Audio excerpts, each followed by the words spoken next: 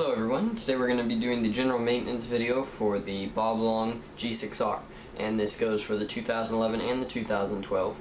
The first things we're going to do is just the general maintenance. That means we're going to cover the maintenance of the bolt, the rammer, the LPR, and the HPR. Now we're going to go ahead and go through these in that order from, the bolt to the rammer to the HPR to the LPR. A couple of things you're going to need. For the bolt, you're going to need Tri-Flow or some other paintball grease. Tri-Flow is recommended. You can find this at any bicycle shop or anything like that, almost more than you can at a paintball store. The next thing you'll need just for the bolt maintenance is possibly an O-ring pick to take any damaged O-rings off. You also want to have a spare O-ring kit. Now that I don't have one with me right now, mine's on the way in the mail, but you'll want to have that so in case any of the O-rings are damaged or anything, you can take them off and replace them right there. That's all you need to do the maintenance on the bolt. To get to the rammer, you're going to need an Allen key, or an Allen key set in my case here, and you're going to need a grease, which I recommend hater sauce or any other kind of grease like that, depending on where you live. And then again, you're going to possibly need this O-ring pick, but I highly doubt it for that portion. For the regulator, the LPR and the HPR, you're going to need some grease and possibly a small set of needle nose pliers in case you have difficulties getting the piston out or anything like that. I recommend having a set of these in hand. Hopefully we won't need those, but if we do, we know where they are. So, and then the last thing you're going to want to need is you're going to want to have is a nice microfiber rag that you can clean stuff off with. So the first thing we're going to go ahead and do is get everything out of the way that we don't need, and take the barrel off of the G6R here and get that out of the way. So, go ahead and take that off. The first thing we're going to do, like I said, is the bolt. The bolt is really simple to maintain. You simply pull up on the pin and slide it out. Now this is a pillow bolt. It goes pretty much the same as any other of your stock bolts or upgraded bolts. However, this is the pillow bolt. I just wanted to state that in case you're wondering why it doesn't look like yours. You have 3 O-rings on it. I'm not sure exactly how many are on the stock bolt. We're just going to go ahead and clean those off really fast with a rag. Make sure we get all the lubricant off of that. Clean the tip here and just clean it up. The next thing you're going to want to do is you're going to want to take your Tri-Flow and put just about a drop on each O-ring, I suggest. You're welcome to do it however you would like, but I prefer to use just about a drop on each O-ring, and that will give you the right amount of lubricant, just like that. Then you're going to want to take and just move that around the entire O-ring. Same with all 3. Don't worry if your hands start to turn black, that's what Tri-Flow does to them.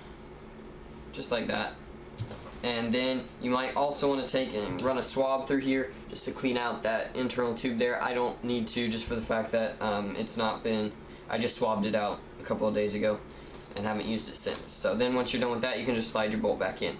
Now if that's the only maintenance you're doing, you're good to go. You just push the pin in and you're good to go. However, we're going to be doing the rammer, so we're going to go ahead and set this to the side, even though we've already lubricated it and everything, and get on to the next portion of it. And that's really how easy it is to maintain the bolt. The next thing we're going to need to do is go ahead and find the correct Allen key set, the correct Allen key for the back cap here of the rammer. And I believe that is, if I can get these out, and I guess wrong again, I believe this is if I can read here, 5/32, and it's not. It's the one smaller than the 5/32.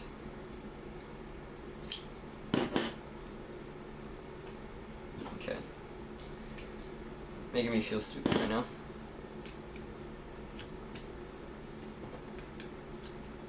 And apparently I'm missing an Allen key, possibly. Let's try this again. Interesting. Okay, we're gonna go ahead and grab another Allen key set here. Let's see what we can do. I normally use my Exalt Allen key set, but I appear to have lost that, unfortunately. And let's see here. There we go. It is a 9/64 Allen key, so I apologize for that weight. So just go ahead and take the screw out, and the back cap will probably come off just like that. So we're going to go ahead and set that to the side. Then the rammer should come out pretty easily. If you can't get it like that, you can use an Allen key and push it out through the top. Here's your yes, your rammer. Gonna go ahead and again just clean all this off. You can again run a swab in here if you'd like. However, I just did that, like I said, a couple of days ago, so I don't need to do that. But you can run it down the back where the rammer was if you have a small enough one, and it should clean out any excess grease or anything that's in there. Now, they recommend to use a grease. I personally like to use hater sauce. You're welcome to use whatever type you prefer. We're going to go ahead and just put a thin coating on the O-rings here, just to keep it all nice and greased up. Just a tiny bit on that one. There's a really tiny one on the front and a little bit larger one on the back. I like to just put a little bit on the rammer itself just to prevent any kind of wear or anything like that. So that's good to go. We're going to go ahead and insert this back into the marker, and you insert it with the skinny end down, so just like that. And we're going to go ahead and set the marker down and clean off my hands here. And then a little trick, I'm not sure if it actually works, I just figured this out, we're going to try it out. They say to put this in from the bottom up, like so, possibly. And it doesn't pinch any O-rings, which it doesn't, so that's kind of nice.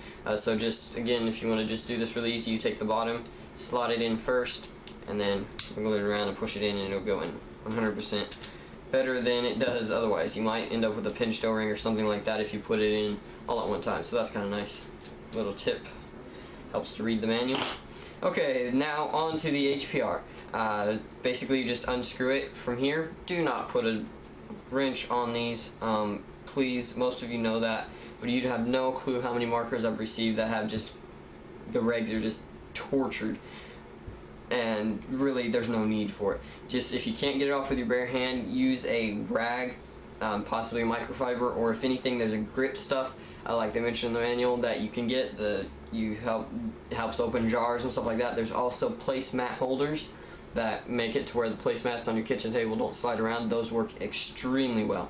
And they're pretty cheap at the dollar stores. So we're going to go ahead and try and get this popped out. So we're just going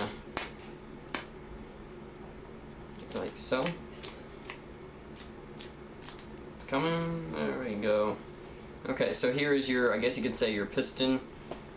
Not necessarily what it is, but there it is. And we're going to go ahead and pull out our stack.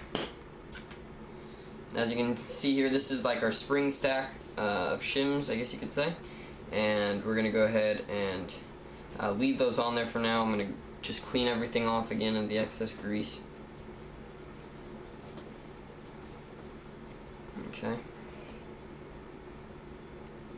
And I'm going to see if these actually want to come off. They don't appear to. And to be honest, I wouldn't recommend removing them if you don't have to. There is a small O-ring on the tip here. We're going to try and get a tiny bit of grease on, but not too much. We're going to go ahead and zoom in a little bit more here. There's a tiny little O-ring right there on the tip of that we might need to clean and relubricate, and then go ahead and clean off this piston, what I call a piston. I'm not entirely sure exactly what it's called, I apologize. So, got that cleaned off, and again this goes in like so once you put it back in your regulator. But first we're going to take a small amount of grease, I said small amount, and put it on this O-ring here on the top portion of the regulator.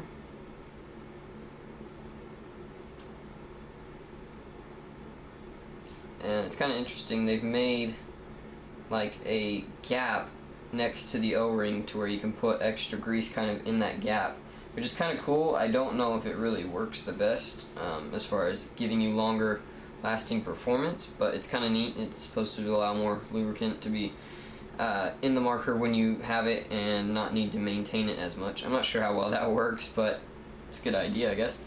So that's, got that greased up there. Go ahead and wipe off the bottom of that. And then we're going to put a tiny bit on this O-ring here, which is not going to be the easiest thing to do, but I think we can do it. Just like so. Okay. And some of these O-rings may not even need necessarily to be greased. They're just like static O-rings that don't necessarily move. But I like to do it anyways, most of the time, just for the fact it's a little bit more of assurance, you know. Helps them seal and stuff like that. So that's back in like that, and you can simply stick that back inside your regulator. If your regulator is dirty inside, which mine might be, so I'm going to go ahead and stick a rag down in here and clean it out. You always want to keep this stuff as clean as possible, even though you are just putting grease in it, but I recommend keeping everything as clean as possible. So just like that, then you can go ahead and stick the piston and shims back in there. And then you're also going to notice there's a portion up here in the top. They do not recommend removing this at all unless you're having problems with it. So we're not going to maintain it at all. Obviously it shouldn't need maintained if they tell you not to do it unless you're having problems with your markers. So we're just going to go ahead and leave that and screw the reg back on. And now our high pressure regulator maintenance is done. So the next thing we're going to do is go to the low pressure. So again, you just unscrew it from the tip here. And we can go ahead and actually stick our rammer back, or our bolt back in. Now that we have the rammer back in place. There we go. Not sure what the deal is with that, but okay. So go ahead and unscrew the regulator or your LPR. Okay, now there's a little bit of a trick to maintaining this. We're going to go ahead and set our marker to the side. It has to do with getting into the internals here, and to be honest, I'm not entirely positive on which way this is supposed to go. We're going to go ahead and consult our manual here. If you'll give me 1 second. I'm trying to figure out exactly how this works. Let me find what size Allen key. It's 1/4, okay. So we're supposed to use a 1/4 inch Allen key here, and a 5/16, which we should have somewhere around here. It's a 5/64 and a 5/16. Really? Okay. It looks like we need to remove the adjustment screw first. I apologize for this. I am a little bit rusty on these. First thing we're going to do is go ahead and remove the adjustment screw in the front. This does mean you're going to have to readjust your pressure settings. So just so you know, you will need to take a pressure tester again and do that if you decide to maintain your LPR. So we're going to go ahead and pull that out.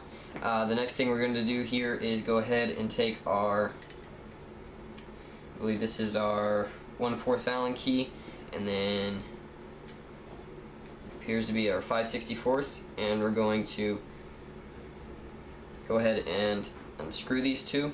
1 second here while I take it off camera. There we go. So it is Loctited in, I believe. So we're just going to go ahead and unscrew the 2 halves of the LPR.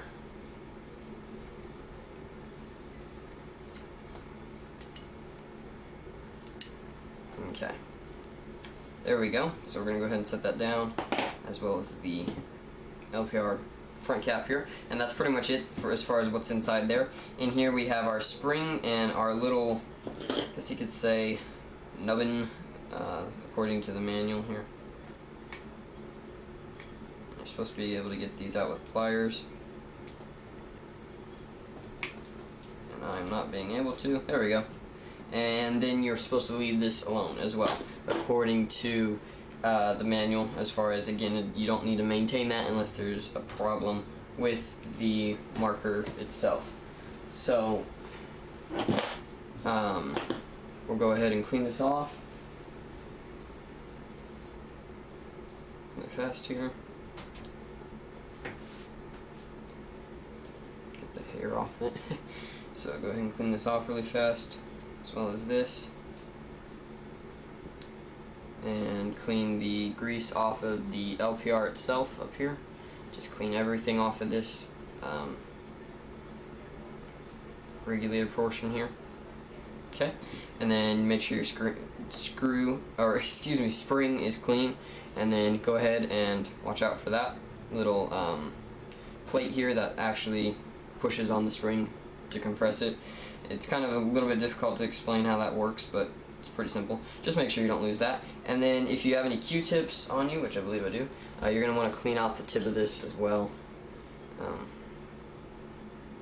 Just clean any excess grease or thread lock which might be inside this front portion of the cap, and as well as in here. Okay, so we're going to go ahead and re-grease all these components and move on from there. Okay, so we're going to go ahead and take a little bit of grease here and put it on the O-ring on this, I guess you could call it a poppet, it's not a poppet. I apologize for not knowing the terms on these, I really do. I've never really paid attention much to it whenever I'm maintaining my gun. I just maintain my gun. And I know that's probably a little bit bad for the video, but we're just going to put some grease on there. It's a little bit hard because of how small it is. Again, this has another, I guess you could say, ledge in it to where you can put extra grease in there so it keeps it maintained. And that should be good enough. And then we're going to go ahead and put a little bit of grease here on the O-ring on this portion here, but we're not going to do that yet because we'll do that once we get ready to reinstall it. So first things first, you're going to put your plate back in. If I don't drop it, put your plate back into it, and it doesn't really matter which way it goes. One side is going to be scratched up from the adjustment screw, so go ahead and stick that in there, put your spring in, and set that to the side. Then you're going to want to take your poppet with the little nubbin sticking out on the right hand side here, or I guess it would be your guys' left hand side. Stick it in with that facing out, just like that. And then you're going to want to screw the two halves back together. And this is just a lot of threading, so I would recommend putting it back together with the, yes, if I can get it to work. Go ahead and put it back together with your two Allen keys again. Hopefully here. Show this. So, if I can get it threaded on to start with. And this is going to be a pain. I apologize. It's really fine threading, so it may not be the easiest thing to do at first. And you want to be very careful that you don't cross thread them. So we're going to go ahead and screw this on. Again, this is actually, I think, backwards from what you're supposed to do as far as the lefty-loosey, righty-tighty thing. But there we go. So just tighten that down. Then the next thing you want to do is go ahead and clean off your adjustment screw. And we're going to go ahead and set a thing of Loctite, or a small drop of blue Loctite, onto the O-ring. Now, with doing this, you're going to want to make sure you're ready to pressure test your gun right after you maintain it. Otherwise, you know, this is going to be really hard to use.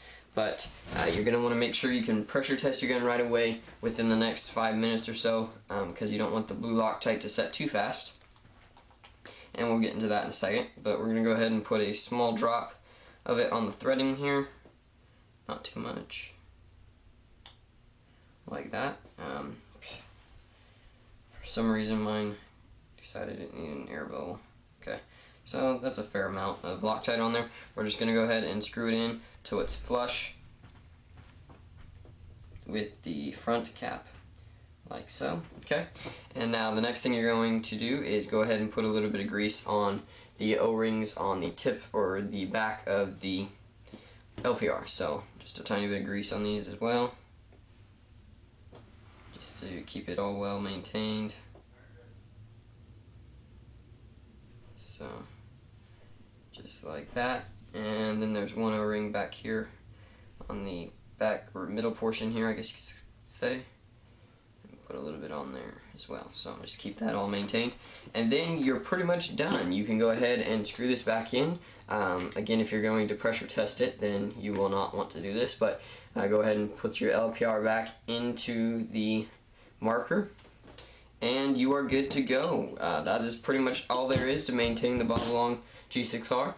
If you have any questions, please let me know in the comment box below, or go check out my video on how to pressure test your G6R. It's pretty simple procedure, but we're going to go ahead and do a video separate of this one on it. So go ahead and check that out.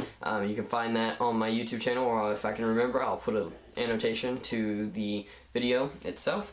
Thank you guys for watching so much. If you have any questions, leave them in the comment box below, or go leave them on my Facebook page at facebook.com/myusername, which is KNIS2ME2. Or if you pronounce it right, it's nice to me too. You can leave them on there, and I'll get back with you as soon as possible. Thank you guys for watching, and have a nice day.